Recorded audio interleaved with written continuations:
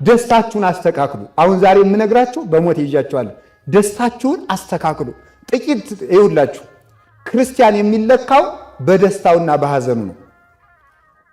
ሞኝ ክርስቲያኖች መሆናችሁን የምታውቁት ይውላችሁ ብዙ ልትሰግዱ ትችላላችሁ፣ ብዙ ቀን አስቀድሳችሁ ሊሆን ይችላላችሁ፣ ብዙ ዓመት ኮርስ ተምራችሁ ሊሆን ይችላል፣ በጣም ብዙ ገዳማት ተሳልማችሁ ይችላል። የምትለኩት ሐዘንና ደስታን በመቋቋማችሁ ነው። ህዝብ ካልሆነ ግን ዝም ብሎ ወበቂሎ ተመልክቶ ወሶ በጸረቀ ፀሐይ መጽለው ነው። በቃ ፀሐይ ሲወጣ ጠወለገ። እንደዚህ ያለ አትክልት አትሁኑ። ቶሎ ደስ የሚላችሁ ቶሎ የሚከፋችሁ። የቀበሮ ደስታ አትደሰቱ። ቀበሮ ደስ ሲላት አይታችሁ ታውቃላችሁ? አታውቋትም? ቀበሮ ጣዝማ ማር ትወዳለች። ጣዝማ ማርም አታውቁም? ታውቃላችሁ? አቤት እነዚህ ሰዎች አበዙት። አሁንስ እንዳትሉ ምን ሁሉን አታውቁም? ምንድን ነው እንዴ? እሺ ታውቃላችሁ? ጣዝማ ማር እንዴት ነው? ለምንድን ነው? እንዴት ሆኖ ነው የሚሰራው? አቤት ምን አላችሁ? ከመሬት ውስጥ። አይ አሁን አሸንፋችኋል። እሺ በጣም ጥሩ ነው። እና የጣዝማ ማር ቀበሮ ትወዳለች እና ደስ ሲላት ጉድጓዱን ስታገኘው ኧረ ጣዝማ አገኘው፣ ኧረ ጣዝማ አገኘው፣ ኧረ ጣዝማ አገኘው እያለች እየዘለለች በዚያ ታች ስትዞር ውላ ስትመጣ ጉድጓዱ የለም። ይሄ ነው የቀበሮ ደስታ ማለት ነው። ኋላ የዘመኑ ክፋት ነው ይላሉ አባቶቻችን፣ ቀበሮ መብሰሏ ይላሉ። ኋላ ተማረችና ከስተቷ ሌላ ብልሃት ዘየደች። የለም የለም ደስታዬ ማሩን እያሳጣኝ ነው። እስኪ በሉ አንድ ጊዜ በሉ። ምኑን እያሳጣኝ ነው? ስትፈነጥዙ እኮ ማር ያጣችሁ ብዙዎች አላችሁ። የማይገባችሁን ስትዘሉ እውነተኛውን ደስታ አታችሁት። የሽንገላ ደስታ ቋጥራችሁ የቀራችሁ እንደዚህ ይሄ ዳንኪራው፣ ጭፈራው፣ ስካሩ፣ ሆዱ ይሄ እንደው መጃጃጡ እንደው በሴቱም በኩል ራቁትን መሄዱም ጭምር የጉጅልነት እኮ ነው፣ እብደት ማለት ነው። እኔ እንደው እመቤቴን አሁን ራቁታችሁ የምትሄዱት ሴቶች እብድ ነው የምትመስሉ። እብድ ድሮ እገሌ አብዶ ሲባል ማስረጃ ከተባለ ጨርቁን ጥሎ ነበር የሚባለው። አሁን ደግሞ ዛሬ እነገሊት ሰልጥነው ማስረጃ ጨርቃቸውን ጥለው እንዴ! ነውር አይደለም እንዴ? እብደት ስልጣኔ የሆነበት ዘመን አይደረስ ነው ማምለክ አይደረስ እኮ ነው። ይሄ ነው ጤዛ መላስ። እንደ ድንግል ማርያም ከእግር ጥፍራችሁ እስከ ራስ ጠጉራችሁ ለብሳችሁ እንዲው ተጀራገዱበት ተብላችኋልስ። ቆንጠል ቆንጠል እያላችሁ ጤዛ ማለት ይሄ ነው። ፈረንጆቹ ደግሞ ጤዛውን ያለሷችኋል እንጂ ማሩን አያቀምሷችሁም። ኃጢአቱንና ጅልነቱን ያስተምሩናል። ስልጣኔያቸውን እኮ አይነግሩንም። እንዴት ሀብታም እንደሚሆኑም አይነግሩም። እንዴት ጅል እንደሚኮን ግን ይነግሯችኋል። እናንተ ጤዛውን ትለሳላችሁ። ወጣቱ ይሄን የተሸወደው አሁን ስለ ጠጉር መቁረጥ የምንነጋገርበት ነበረ። እብደቱን ስልጣኔ መስላችሁ ጤዛውን መጠጥ መስሏችሁ የያዛችሁት ስንቶች አሉ። ያንን አርግፋችሁ ጣሉት። ከዚህ በኋላ እኔ ጤዛ አልስም ከባህሩ እጠጣለሁ በሉ። የሕይወት ውሃ ክርስቶስን እጠጣለሁ እንጂ ጤዛ አልስም ብላችሁ ለህሊናችሁ ነው፣ ለእኔ አትንገሩ። እንደዚህ ያበሉት። አላ ቀበሮ እንኳን ስትበስል የማትበስሉ ሞኞች። ቀበሮ በሰለችና አይ ደስታውን ልደሰት ግን እንዳይጠፋኝ በሁለት እግሬ ከጉድጓዱ ላይ ቆሜ ልዝለል አለች። በሁለት በኋላ እግሯ ከጉድጓዱ ላይ ቆማ በፊት እግሯ ኧረ ጣዝማ አገኘው፣ ኧረ ጣዝማ አገኘው እያለች ዘለለች። እንዲያ ነው ይዞ መዝለል። እስኪ በሉ እሱ ነው ደስታ ማለት ጥሎ መዝለል አይደለም።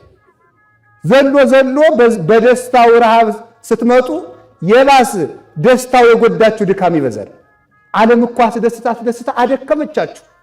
አሁን እኮ ብዙ ሰው ደካማ ነው፣ ቁሞ ማስቀደስ አይችልም። ግን 20 ዓመቱ ነው ገና፣ ግን 22 ዓመቱ ነው። ከባህር እንደወጣ አሳ ዝልፍልፎች ነን። መንገድ እንኳን መሄድ አንችልም። ቁመን መጸለይ እንኳን አንችልም። ለዚህ አይደለ እንዴ ንስሐ አባት የምትለዋውጡት እንደ ልብስ? አባገሌ አያካብዱም እያላችሁ አባገሌ እንኳን እንዲያው ክፉ ናቸው ይባላል። ከበድ ያለ ቀኖና የሚሰጠንን እየጠላል እና አባም ይችም ስለሚያውቁ ቀለል ችግር የለም ወለተ ማርያም 3 ቀን ከጾምሽ ይበቃሻል። አይበቃም። ማወቅ አለባችሁ። ቀላል ይሄ የሚያሳየው የመጨረሻ ወድቀን ማለቃችን ነው። እናንተ ግን አባገሌ አዛኝ ናቸው፣ እውነታቸው ነው። ግን ተመልከቱ፣ አዛኝ ስለሆኑ ሳይሆን ጅልነታችን ስለተረዱ ውድቀታችን ስለጨመረ ነው። አሁን ጥንክርና ቀረ። ጾሙ የሚቀነስ እንትኑ የሚቀነስ ይሄ እኮ ምንድነው መሰላችሁ? ደስታ አድክሟችሁ ነው። ዓለም በደስታ ስላደከመቻችሁ እንኳን ከበድ ያለ ስራ ከበድ ያለ ስብከትም እኮ አትወዱ። እንቅልፋችሁ ነው የሚመጣው። እንዴት ብሎ ይሰማል? ከቃሉ ጋር ናችሁ። አልቦ ዘይወዲ ወይን ሐዲስ ውስተ ዝቅ ብሉይ፣ አዲሱን ወይን ባሮየ ማሰሮ የሚጨምር የለም። እንዴት ዝቁ ይነቅ ወይኑ ይትካው፣ ማሰሮ ይሰነጠቃል ወይኑም ይፈሳል። ኃጢአት ያስረጀው ሰውነት ወይን የክርስቶስን ቃለ እግዚአብሔር ቋጥሮ መቆየት አይችልም፣ ያፈሰዋል። ለጊዜው እኮ ነው የምትረኩት። አሁን እናንተ ስብከትም ስንሰበል ለጊዜው እንረካለን። እንዲሁ ሳምንትም ከጠበቀን ጥሩ ነው። አንድ ቀን የሰማነው አይጠብቅም። ወዲያው ረስተነው እንጣላለን፣ እንፎክራለን። በሕይወትም ስለማንለማመደው ስለማንጀምረው እህል ነው እንጂ የሚደልበው ቃለ እግዚአብሔር ለነገ አይደለም። ዛሬ የሚበላ ዛሬ የሚጠጣ ነው። ሰምቶ ሰብስቦ አንዳንድ ጊዜ ሰምታችሁኛል። የምንሰማውን ነገር በሕይወት መጀመር እንዴት በጎ መሰላችሁ። እና አርጅተናል። እስኪ አርጅተናል በሉ። ምን ይደረግ ካላችሁ መታደስ ይጠበቅብናል። ማንም ይታደስ? ሰው ይታደስ። ሰዎቹ በዝል ላይ ሰውነታቸውን አስረጅተው እነሱ ተሰንጥቀው አፍስሰው ሲጨርሱ ሁሉም ሰንጣቃ ነው አሉ የእንታ ሊቀ ሊቃውንት ዕዝራ። አሁን እኮ ሁሉም ስንጥቅ ነው አሉ። ምንም እንዲያው በየቦታው ተሰንጥቆ አልቋል። የሚይዝ የለም። የሚቋጥርን ስራ ጠፍቷል። ወይን የምናስቀምጥበት የትም አልተገኘም። በገዳምም ፈልጉ አይገኝም። በየትኛውም ፈልጉ፣ በቆብ ሰፈርም ፈልጉ፣ በቀሚስ ሰፈርም ፈልጉ፣ በነ ዲያቆን ሰፈርም ፈልጉ ነው። ዲያቆኑንም እኮ ያጠፋችሁት ሴቶች ናችሁ። አይፈረዱ። እንዲያው አትቆጡኝ በሞቴ። እናንተ እኮ ናችሁ አቤት ዲያቆን ድምፅ ሲያምር ስልክህን ስጠኝማ እያላችሁ እናንተ እኮ ናችሁ ያጠፋችሁት። ጸበል እርጭልኝ እያላችሁ ያለ ስልጣኑ እያስገባችሁ ሙልጭ አድርጋችሁ ያጠፋችሁት እናንተ ሴቶች ናችሁ። እውነቴን ነው ማለት አትቆጡ ማለት ያጠፉትን ነው። እናንተ አላጠፋችሁም፣ ያጠፉትን ነው። መነኮሳትን ከክብር ያስጣላችኋቸው እናንተ ናችሁ። እየቀረባችሁ ብቻችሁን እየሆናችሁ ኃጢአት እንዲሰሩ የምታደርጓቸው እናንተ ናችሁ። አንድ ካህን ከአንዲት ሴት ጋር ኃጢአት ቢሰራ ስንት ኃጢአት እንደሚሰራ ታውቃላችሁ? እንደናንተ ብቻ ዝሙት ሰርቶ የሚቀር በዝሙት ኃጢአት ብቻ የለም የሚጠየቅ፣ በዝምድና ኃጢአት ይጠየቃል። ማንኛውም ካህን ለክርስቲያን ሴት አባቷ ስለሆነ፣ ስለዚህ ከልጁ ጋር ተኛ ተብሎ በዝምድና ማፍረስ ይጠየቃል። ለክፋት አብነት ሆንካት ተብሎ ይጠየቃል። ለክፋት አብነት ሆንካት ተብሎ ማለት ከካህኑ ጋር ኃጢአት ከሰራች ከሌላ ጋር ኃጢአት ለመስራት ምንም ገደብ የላትም። እዚያ በኋላ እነ ቄሴና አባ እኮ እንዲያደረጉ አይደል እያለች ማለት ተጨምራ ንስሐ እንዳትገባ መሰናክል ይሆናታል ማለት ከሌላ አባት እኮ እንዳትናዘዝ ይሆናታል። በዚያውም እንዲያይሆናችሁ ካላችሁ መቼም ብትወድቁ መቼም ንስሐ ግቡ እንጂ በሁለት ሰው እያመካኛችሁ ከቤተክርስቲያን ባጠፉ ለራሳችሁ ብታውቁበት ጥሩ ነው። አንድ ሰው ቢያሰናክላችሁ ሁልጊዜም እንግዲህ ከቤተክርስቲያን አትጥፉ። አላችሁ የላችሁ በዚህ ይጠየቃል። ይህ ብቻ ደግሞ አይደለም። አንድ ካህን የክርስቶስ አጭታ ነው። ፈሐርኩክሙ እንዳለ ቅዱስ ጳውሎስ ሰባኪ ባጭታ ነው የሚመሰለው። ትዳር ሲመሰረት ባጭታ ይመሰላል። አጭታ ሙሽሪትን ለሙሽራው ያቀርባል እንጂ ለራሱ አያደርግም። ስለዚህ ተመልከቱ፣ አንድ ካህን ከአንዲት ሴት ጋር ኃጢአት ቢሰራ የክርስቶስን ሙሽራ ቀማ። ወደ ወንድምህ ሚስት አትሂድ፣ ወደ ባልንጀራ ሚስት አትሂድ የሚለውን አታመንዝር የሚለውን ጨምሮ ሳተ። 5-6 ኃጢአት ጽድቅን እንደሚጠራው ኃጢአትን ይጠራል። ስለዚህ ሁላችሁም ለሰው መሰናክል ላለመሆን ጠንቃቆች መሆን አለባችሁ። ከቃሉ ጋር ናችሁ። እግዚአብሔር ከሁላችን ጋር ይሁን። ስለዚህ ጤዛ ከመላስ ይሰውረን። ይህ ጤዛው አባብሎናል በእውነቱ ማለት ነው። አሁን ጤዛው ብታዩት ቤተ ክርስቲያን እንኳን ሰው ትዕግስት አጥቶ መቅደስ ቀርቶ እንደሆነ አላውቅም እንጂ መቅደስ ነው እንደው የቀረው እንጂ ሰው እዚህም ሆኖ ኢንተርኔት ከፍቶ ለማየት ይፈልጋል። የጤዛው ደስታ ይናፍቀዋል። ባህሩ ውስጥ ተቀምጦ ማለት ነው። ባህሩ ተቀምጦ እውነተኛው የህይወት እንጀራ እየተፈተተ ቁርሳችሁን ታስታውሳላችሁ። እሑድ ሰው መጠጡን ያስታውሳል። ይሄ ነው ጤዛን መላስ ማለት ይሄ ነው። እና ጤዛ ከመላስ ይሰውረን።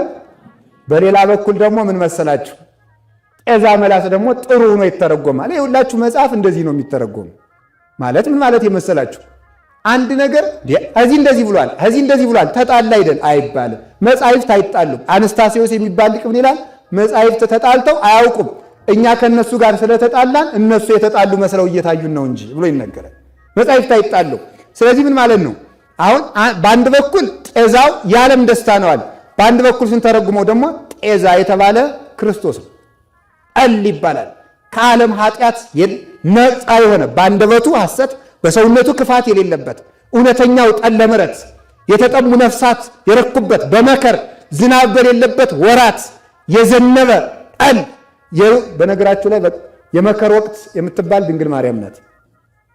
ማይረረ ትንቢት ማርያም ዘመነ ጽጌ እንግዳ ይላታል ደራሲው። የዘመን ወቅት በመከር ክረምት የተዘራው ታጭዶ በመከር እንደሚበላ አሁን በኅዳርና በታኅሳስ እንደሚበላ ሁሉ ነቢያት የዘሩት ትንቢት የታጨደባት የጥጋብ ዘመናችን ድንግል ማርያም ናት። እመቤታችን እኮ አማላጅ ብቻ ሳትሆን እድሜያችንም ጭምር ናት። እውነተኛይቱ እድሜ የበረከት ዘመናችን እሷ ናት። በእሷ ዘመን እህል ተገኘ። ድርቅ በነበረበት ዘመን እህል የለም። 5000 ዘመን ድርቅ የመታው ዘመን ነው። አሁን ግን ኅዳርና ታኅሳስ መከር እንደሚታጨድ በጠል ዘመን ወላዲት አምላክ የ5000 ዘመን ጠል ክርስቶስ ወርዶባት እውነተይቱ ጸምር ጻዳ ከሷ እውነተኛይቱ መንቀል እሷ ሆና እውነተኛይቱ ብዝት ግምጃ እሷ ሆና ጠለ ምሕረት ወልደ እግዚአብሔርን ጠጥተን ጽማችን የተወገደበት እሱም እንደተናገረ በዕለተ ዓርብ ተፈጸመ ኩሉ እንግዲህ ጥም ይብቃ ብሎ 5000 ዘመን በቃ እንግዲህማ ጠጡ እንግዲህማ ብሉ ረሃቡ እንግዲህ ይብቃችሁ እንደተናገረ ጠል እሷ ናት። ወፊቱም እሷ ጠል ክርስቶስ ነው። ወፍ የተባለች እመቤታችን ናት። ከባህሩ ነፃ መሆኗ ከዚህ ዓለም ኃጢአት ነውር የሌለባት መሆኗ ነው። ከቃሉ ጋር ናቸው። ከዚህ ዓለም ኃጢአት ከሐሳቡ ከተግባሩ ከአዳም ኃጢአትም ነፃ መሆኗን ያሳያል። ወጥታ አፈ ማኅፀኗን ወደ ምስራቅ አዙራ ትቆማለች። ነፋስ ከፀሐይ ብርሃን ያመጣና በማኅፀኗ ውስጥ ይቀርጸዋል። በቀኝ ጎኗ ዕንቁ ትጸንሳለች ይላል። ያንን ዕንቁ መልሳ ባህር ውስጥ ገብታ ትወልደዋለች። ከባህር ውስጥ ያልወለደችውን ዕንቁ ከባህር ውስጥ ያልጸነሰችውን ዕንቁ ባህር ውስጥ ገብታ ትወልደዋለች ማለት ከዚህ በኃጢአት በዘር በሩካቤ ያልጸነሰችውን ክርስቶስን በዚህ ዓለም ወለደችው። ናሁ ሰማይናሁ በኤፍራታ ወረከብናሁ ውስተ መገዳም በጫካ ውስጥ አገኘ ነው። ጫካ የተባለ ድንቁርና የበዛበት ያለም ባህር ውስጥ መውለዷ ተመልከቱ። ባህር ውስጥ ሲወለድ ዕንቁ ነው። እንደው ግሩም ነው። በእርግጥ በዚህ ዘመን ሁሉም መምህር አይደል? በጣም ችግር ዘመን መሰላችሁ። አንድ ሳምንት ሰርክ ጸሎት የተማረ ሰው እዚያ በኋላ ሰባኪ ያላረጋችሁ ታልቄ ነው የምሞት። ይሄዳ ነው በእውነቱ ማለት ነው። ችግር ነው። ከቃሉ ጋር ናችሁ። ከእውቀት ብዙ ይሰውራችሁ። በጣም በዚህ ዓለም ደፋር ሰው ማለት ምንድን ነው? ደንቆሮ ሰው ነው። ድንቁርና አንዱ ችግሩ ደፋር ያደርጋል። በጣም ደፋር ማርያም እኔ ጋር እኩል ናት ያስባለ እኮ ድንቁርና ነው። አይ ድንቁርና ጀግናው ስንቱን ደፋር አደረገው እኮ። ፈሪ የሚያደርግ ደግሞ ጥበብ ነው። ጥበብ እየፈራ ይሆናል። ሀጥ ደፋር ነው። ምን አባቱ በሞት ይላል።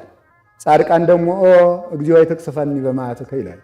አቤቱ በመዓትህ አትቅሰፈኝ ይላል። ኃጢአተኛ ደግሞ ምን አባቱ ለዚህ ቀር ያለም ይቀር መስሎሃል። ተከትሎ ነው የሚሄድ። ጓዙ ይከተላል፣ ዕዳው ይከተላል። ካወቅክበት ነው ለዚህ ቀር ያለም ማለት የሚቻለው። ወደ ሐሳቡ እንምጣ። ዓሣ የተባለ ራሱ ክርስቶስ የክርስቶስ ስጋው ነው፣ የለበሰው ስጋው። ዕንቁም የተባለ እሱ ነው። በቀስት የተወጋ ማለት ምን ማለት ነው? በቀስት መወጋቱ ማለት እሱ ተሰቀለ፣ ስጋው ተበላ። ዕንቁ ከነጋዴ ነጋዴ የተባሉት ሐዋርያት ናቸው። ሐዋርያት ጥቂት ዓሣ ጥለው ሄደው ዕንቁ ገዝተው ተረከቡ። ዕንቁ ማን ነው? ያ ክርስቶስ ነው። ዓሣ አጥማጆች ነበሩ። የሚሞት ዓሣ ጣሉና ተከተሉና የዕንቁ ባለጸጎች ሆኑ። ያ ዕንቁ ማን ነው? ክርስቶስ። ቢታም ዓሣው ቢበዛ ሆድ ይሆናል እንጂ ሌላ የሚሆነው ነገር የለም። ዕንቁ ግን አስተውለው፣ ዕንቁ ቢታመሙ የሚፈውስ፣ ቢደኸዩ የሚያበለጽግ፣ ቢራቆቱ የሚያለብስ፣ ጌጥ የሚሆን ብርሃን የሚሆን ዕንቁ አገኙ ከአንዲት ዓሣ ወጥተው። ለዚህ ነው ሟች ነገራችን ስንተው ብዙ ነገር ይዘን እንመለሳለን። ክርስትና እግዚአብሔር ቸርነቱን ልብ ብላችሁ ተመልከቱትማ። የእግዚአብሔር ሰዎች እግዚአብሔር ሳንቲም ስጡ፣ አስራተ ኩራት አውጡ ወይም ሌላ ነገር የሚለው ከኛ ለመቀበል ፈልጎ አይደለም፣ እንድናተርፍ ስለሚፈልግ ነው። ጥቂት ተቀብሎ ብዙ መስጠት ስለሚፈልግ ነው። ይህንም በ24 ሰዓት ውስጥ 1 ሰዓት ጸልዩ የሚባለው ቢያንስ 1 ሰዓት ጸልዩ የሚባለው ምን ማለት መሰላችሁ? 1 ሰዓት ለእግዚአብሔር ሰጥተ 23ቱን እንድታተርፍ ነው። ነገር ግን በቀን 1 ሰዓት አልጸልይም ስትል 1 ሰዓት ስለነፈቅ 24ቱንም በመከራ ታሳልፋለህ። 24ቱን በብኩንነት፣ በማውራት፣ በመዞር፣ በመተከዝ፣ ወሬ በመመልከት አይናችሁን በቴሌቪዥን በማፍሰስ ብቻ ያልፋል። አንዷን ከሰጣችሁት ግን 23ን ይባርካል እግዚአብሔር። እግዚአብሔር በጊዜም እንድንነግድ ይፈልጋል። የጊዜም ትርፍ አለው። ሐዋርያት ነጋዴዎች ዕንቁን ገዙ። ቀስት ደግሞ መልሰው ሲተረጉ ከነጋዴ ወደ ነጋዴ ማለት ከሐዋርያት ወደ ሐዋርያውያን አበው፣ ከሐዋርያውያን አበው ወደ ሊቃውንት፣ ወደ መነኮሳት፣ ከዚያ ወደ ምዕመናን፣ ከነጋዴ ወደ ነጋዴ፣ ከዚያ ወደ መምህራን፣ ወደ ካህናት፣ ከዚያ ወደ ምዕመናን ደረሰ። እግዚአብሔር ይመስገን። ሁላችሁም አንድ ትልቅ ጸጋ የሚሰጥ ዕንቁ አላችሁ። ሁላችሁም ዛሬ ሀብታሞች ናችሁ። ያ ማን ነው? ዕንቁ አላችሁ። ወርቅ የላችሁም፣ ብር የላችሁም፣ ነሐስ የላችሁም፣ ቤት የላችሁም፣ ልብስ የላችሁም፣ ግዛት የላችሁም፣ ሹመት የላችሁም። ከሁሉም ጠቅሎ የሚይዝ ዕንቁ ግን አላችሁ። ያም ክርስቶስ ነው። ነጋዴዎች አደረሱን። ይህንን ንግድ እንድታውቁት ነው። ንግዱ ጥሎ በመሄድ ነው።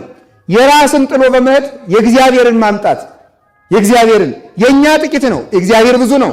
ራሱን እኛ እኮ የእኛ የሆነውን ስንቶ የእግዚአብሔርን ጸጋ ብቻ አይደለም የምናገኘው፣ እግዚአብሔርን ራሱን ነው የምንረከበው። የምንወርሰው የእግዚአብሔርን ገንዘብ አይደለም፣ እግዚአብሔርን ራሱን ነው። ርስታችን ሁኖ እሱን ራሱን ሊተሰተ ተመልከቱ መክፈልተ ርስቴ ወጽዋዬ ቅዱስ ዳዊት ርስቴም ጽዋዬም ድርሻዬም እድል ፈንታዬም አንተ እግዚአብሔር ነህ ብሎ ይነገራል። አላችሁ ቀስት የተባለው ምንድን ነው? ምን ይመስላችኋል? ቀስት የተባለው ዕንቁ ክርስቶስ፣ አሳው የተባለው ደግሞ ዕንቁን የዋጠ የተባለ ስጋን የለበሰ መለኮት ወይም ስጋን የለበሰ መለኮት ከመለኮት ጋር ተዋህዶ የከበረ ስጋ። ቀስቱ ምንድን ነው? ስጋውን ደሙን ለመብላት ቀስት ያስፈልገናል። የክርስቶስን ስጋ መብላት የምንችለው በቀስት እየወጋን ነው። ቀስት የተባለ ፍቅር ነው። በፍቅር ቀስት እየወጋን እንቀበላለን።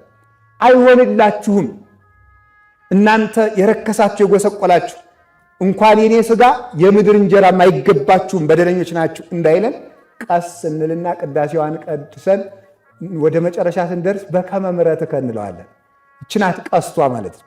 እንደ ቸርነት ነው እንጂ እንኳን ያንተ ስጋ ዳቦስ ቂጣስ ይገባናል፣ ውሃስ ይገባናል፣ እንኳን ያንተ እንደመጠጣት እንደ ቸርነት ነው እንጂ ብለን በዚህች ቀስት እየወጋን እንቀበላለን። የታደልን እኮ ነን ማምላክ።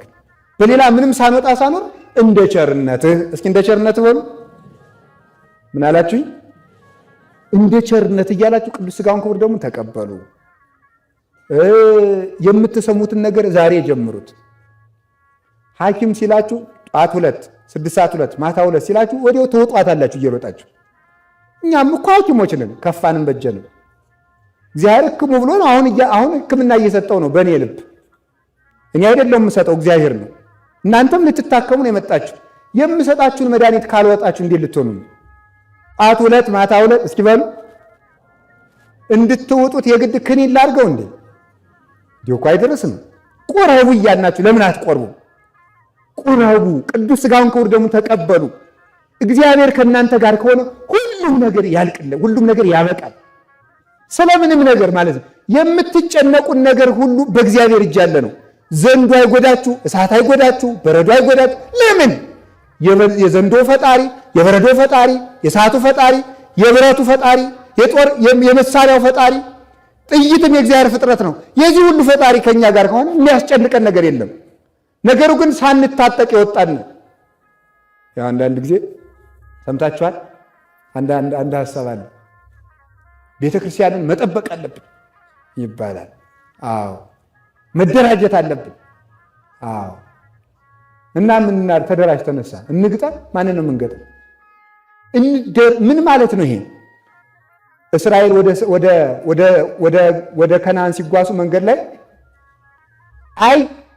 እንግዲህ በከነዓን የተሰበሰቡት ሰዎች በጣም ኃያላን ስለሆኑ እንመለስ ሀገራችን ሲሉ በዚህ እግዚአብሔርን አስከፉት። ሲያስከፉት ምን ሆነ መሰላችሁ? እንደገና ተመክረው ሰሙና ምናል አሁን ሄደን ልንገጥም ነው እንዲያውም አሉ። ታው እግዚአብሔር ከእናንተ ጋር አይደለምና አትውጡ አላቸው። እስኪ በሉ እግዚአብሔር ከእናንተ ጋር አይደለምና አትውጡ አላቸው። እምቢ ብለው ገጠሙ፣ ተሸንፈው ተመለሱ። እግዚአብሔር የሌለበት መደራጀት አይጠቅም። እግዚአብሔር የሌለበት ሕዝብ ቤተክርስቲያንን መብቷን ማስቆም አለብን ብለን ተደራጅተን አንዱ ነን ማህበር በየቦታው ብንመሰርት የማይቆርብ ክርስቲያን እንደ ገለባ ይታጨዳል እንጂ ምንም አይጠቅም። ስጋው ደሙን ያልተቀበለ ክርስቶስ እኔ እኮ ክርስቲያን ስጋውን ደሙን እኮ የምንቀበለው ለጽድቅ አንድ መስፈርት ስለሆነ አይደለም፣ ከእግዚአብሔር ጋር መኖር ስላለብን ነው። እግዚአብሔር ከኛ ጋር እንዲውል እንዲያድር ከፈለጋችሁ ቅዱስ ስጋውን ክቡር ደሙን ተቀበሉ። የእግዚአብሔር ሁኑ። የእግዚአብሔር ሳትሆኑ የእግዚአብሔርን ቤተክርስቲያን አትጠብቁ። የእግዚአብሔር ነው። ወጣቶች አሁን በእውነት የወጣቱ ቅናት እጅግ የሚያስደንቅ ነው።